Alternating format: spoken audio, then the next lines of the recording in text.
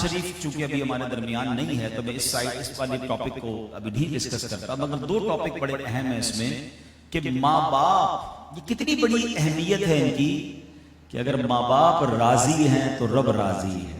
حدیثوں میں مضمون ملتا ہے کہ جس سے اس کے ماں باپ راضی اس سے اس کا رب راضی۔ اور اگر ماں باپ آپ کے پاس ہیں، یقین جانیے آپ بہت لکی ہیں، پوچھئے ان سے جن کے ماں باپ نہیں ہیں، چلے گئے۔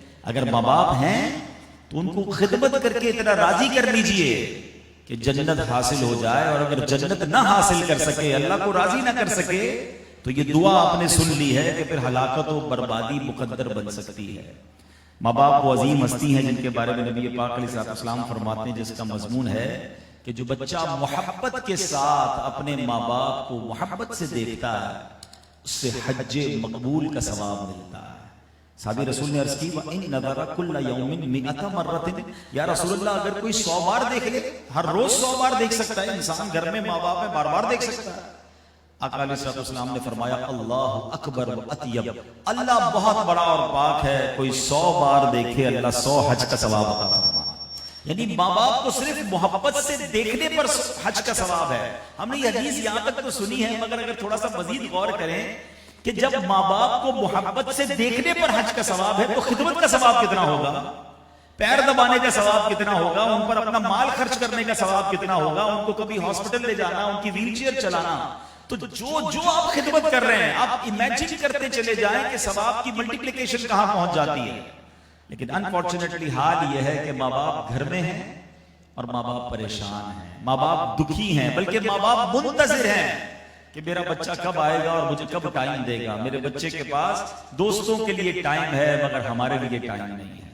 تو اے میرے پیارے اسلامی بھائیوں، خدا را اگر ماں باپ ہیں آپ کے پاس تو ان کی دعائیں لیجئے، انہیں وقت دیجئے۔ یہ جب چلے جاتے ہیں نا پھر وہ ساری باتیں یاد آتی ہیں کہ یار میں جب تھے تو اور وقت گزارتا، اپنی ماں کے پاس بیٹھتا، اپنے والد کے پاس بیٹھتا، اب وہ چلے گئے تو ان سے باتیں کرنے کے لیے بھی قبرستان جانا پڑتا ہے۔ ہاں میں سچ بتاؤں، ماں باپ سب سے زیادہ کب یاد آتے ہیں؟ جب ہمارے گھر میں کوئی خوشی ہو یا جب ہم کسی پریشانی میں مبتلا ہو۔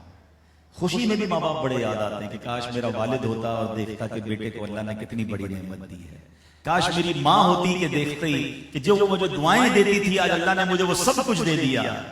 وہ ایک کلام کا شعر ہے نا، دولت کا ہے انبار مگر تیری کمی ہے۔ وہ ماں بڑی یاد آتی ہے ایسے موقع پر کہ ماں دعا دیتی تھی میرے بیٹے کو اللہ یہ دے دے، آج وہ سب کچھ مل گیا مگر میری ماں نہ رہی، میرا والد نہ رہا۔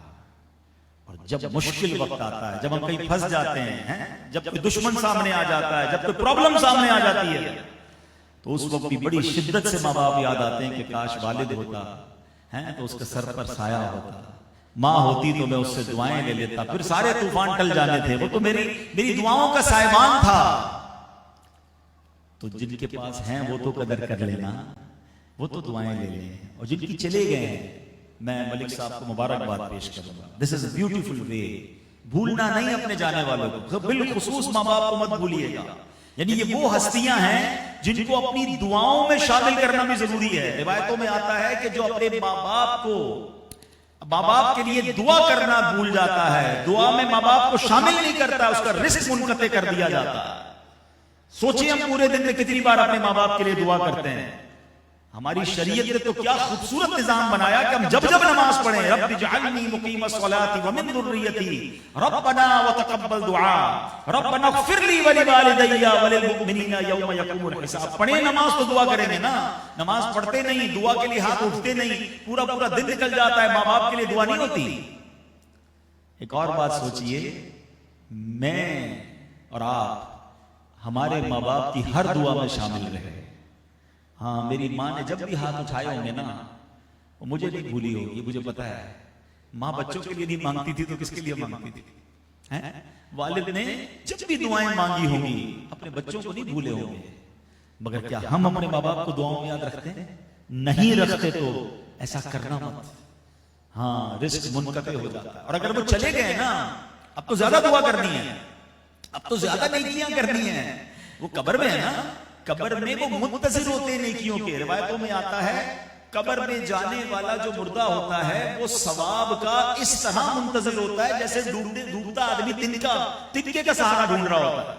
اور جب اس کو ہم کو ایصال ثواب سورہ فاتحہ پڑھ کر، کبھی آپ نے نماز کے بعد سورہ اخلاص پڑھ کر، کبھی آپ نے کوئی صدقہ خیرات کر کے ثواب پہنچایا، وہ انہیں پہاڑوں کی صورت میں ملتا ہے، ان کی روح خوش ہوتی ہے کہ ہمارے بچوں نے ہمیں یاد رکھا ہے۔ بلکہ یہاں میں ایک اور بات کہنا چاہوں گا کہ ہمیں اپنے بچوں کو بھی نمازی بنانا چاہیے۔